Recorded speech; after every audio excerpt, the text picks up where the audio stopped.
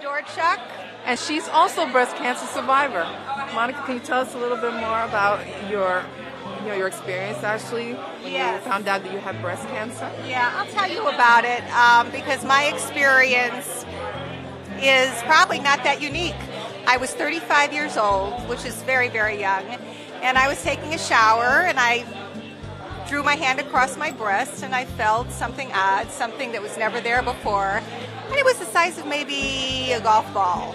And I thought, this can't be happening to me. You know, I'm too young. No one in my family has this illness, and I'm sure it's nothing.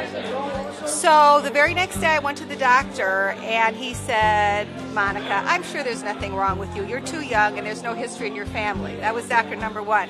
He brings in doctor number two, looks at me, examines me, and says the same thing. You're too young. There's no history in your family. There's nothing wrong with you.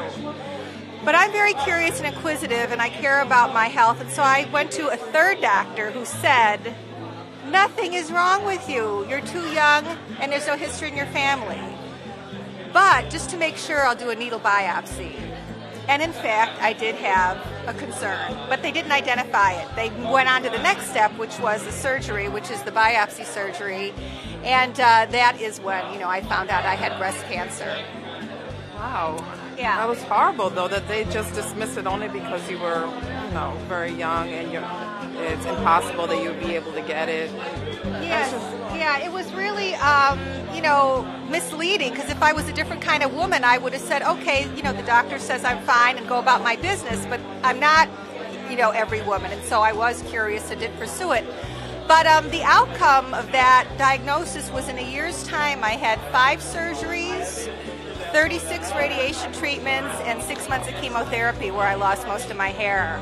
So it's been 20 years, and I'm here. Fantastic. So right now you're in remission after that aggressive treatment that you've had.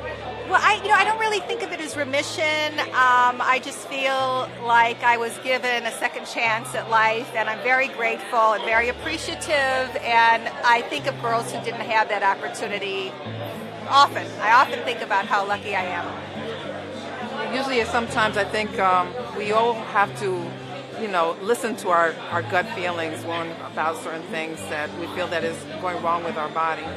Absolutely, and I think that second opinions are necessary. I think if you have concern and the doctor says you're fine, I think just go a little further with it. Just make another inquiry, because it could be the difference between living and dying.